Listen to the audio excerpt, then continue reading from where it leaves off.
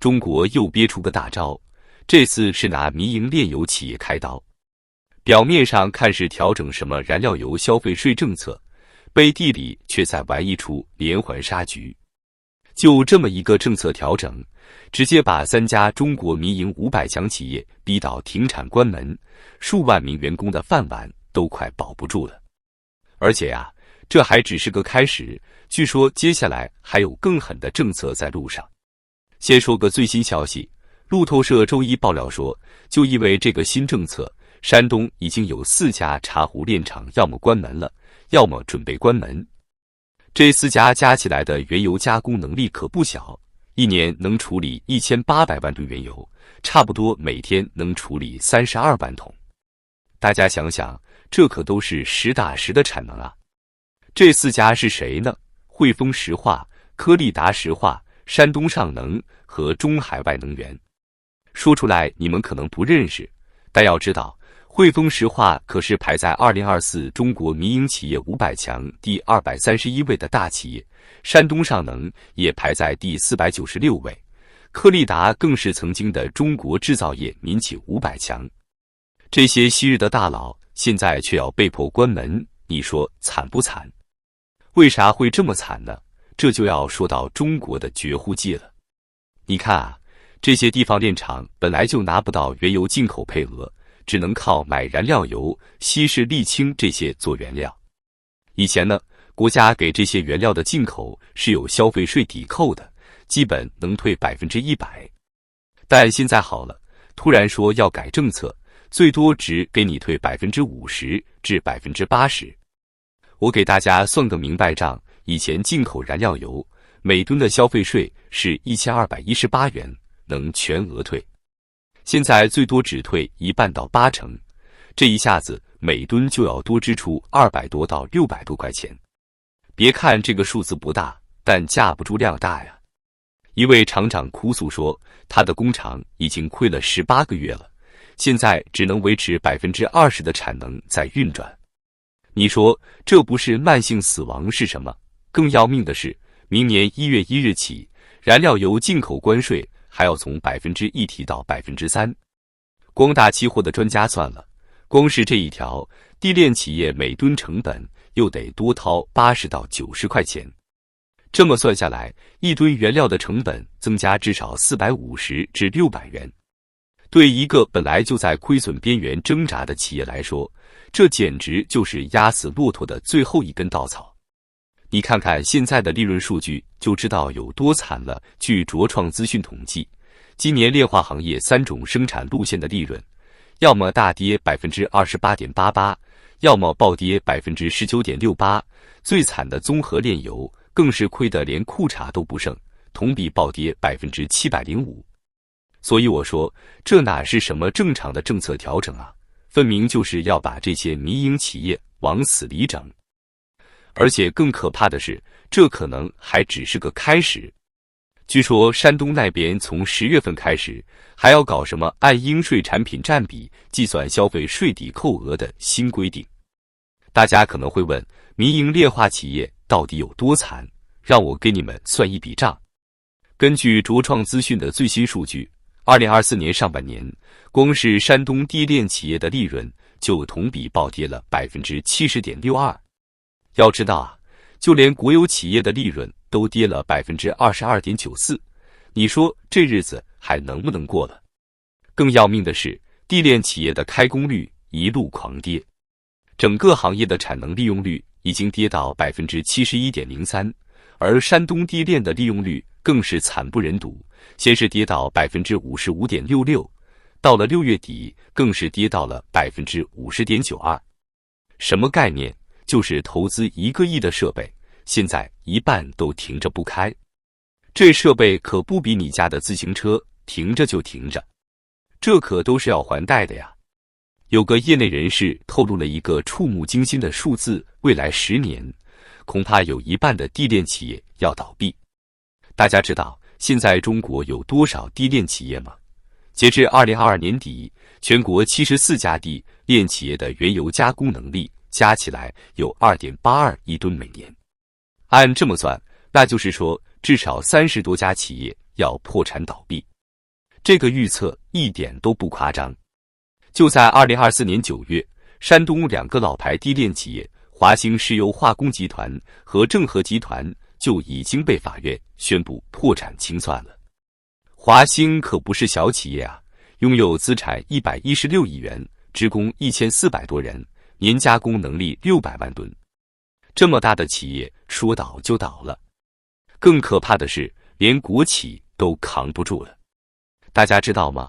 中石油都准备在2025年年中关闭他们在大连的炼油厂。这可是中石油在中国最大的炼油设施啊，占全国总炼油能力的3%。国企尚且如此，民企的日子就更不用说了。为什么会这么惨？一是内部原因，中国经济增长放缓，汽油、柴油的需求都在下滑；二是外部因素，美国对伊朗和俄罗斯的制裁，让地炼企业的低价原油来源都断了。我给大家说个事，山东港口集团1月7号下了的通知，禁止美国制裁名单上的油轮停靠青岛、日照和烟台这些港口。这3个港口可都是地炼企业的主要寄油口岸啊！现在好了，连寄油的路子都给你堵死了。而且啊，据 Kpler 公司统计，光是美国这波对俄罗斯的制裁就影响到了约 5.3 亿桶原油，其中3亿桶是运往中国的，这占中国从俄罗斯进口海运石油的 61%。这下好了，原来的优惠价进口渠道全被堵死了。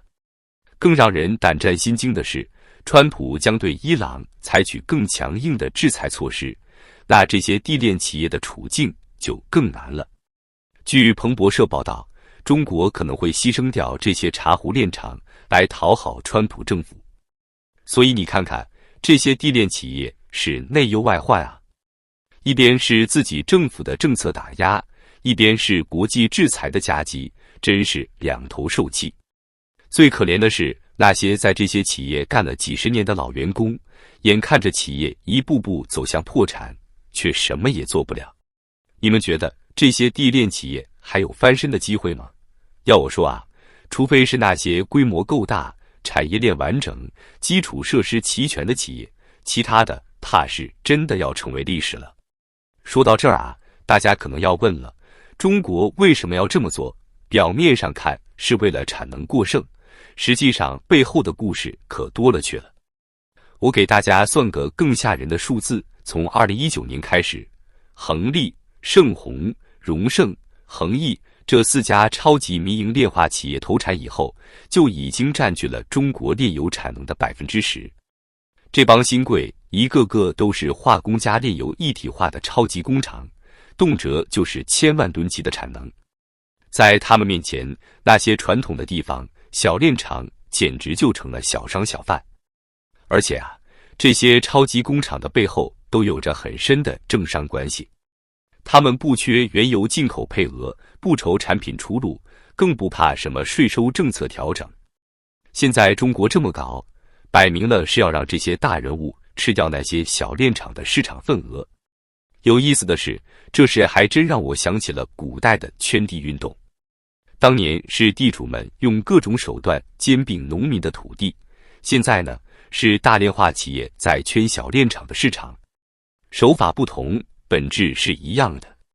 更讽刺的是，就在去年9月，中国还在召开什么民营企业座谈会，说的那叫一个好听，民营企业和民营企业家是我们自己人，要全力帮助企业渡过难关。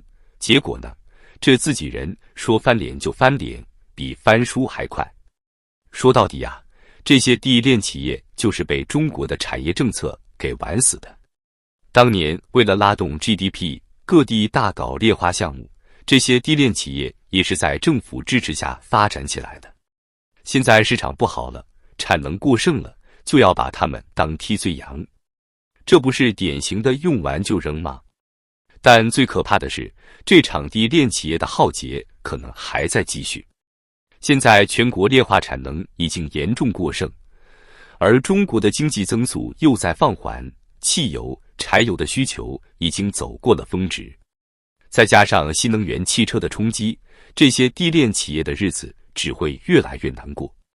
业内人士预测，到2030年，可能还会有20至30家地链企业倒闭。你想想，这得有多少员工要失业，又有多少上下游企业要受影响？更别说那些靠加油站、运输、仓储生存的中小企业了。这是让我想起一句老话：千里之堤，溃于蚁穴。中国经济现在就像一座大堤，房地产已经在崩，现在炼化业又要崩，接下来会不会还有更多行业面临同样的命运？说句不好听的，这次打击地链企业，看似是为了整顿行业，实际上却暴露出了更深层次的问题：中国的产业政策究竟是在扶优汰劣，还是在劣币驱逐良币？那些辛辛苦苦干了几十年的民营企业家，最后却落得个这样的下场，你让以后谁还敢创业，谁还敢投资？所以我看啊，这一轮地链企业的倒闭潮，不仅仅是一个行业的悲剧，更是整个中国营商环境的缩影。等到这些企业都倒闭了，市场都被几家大企业垄断了，最后吃亏的还是老百姓啊。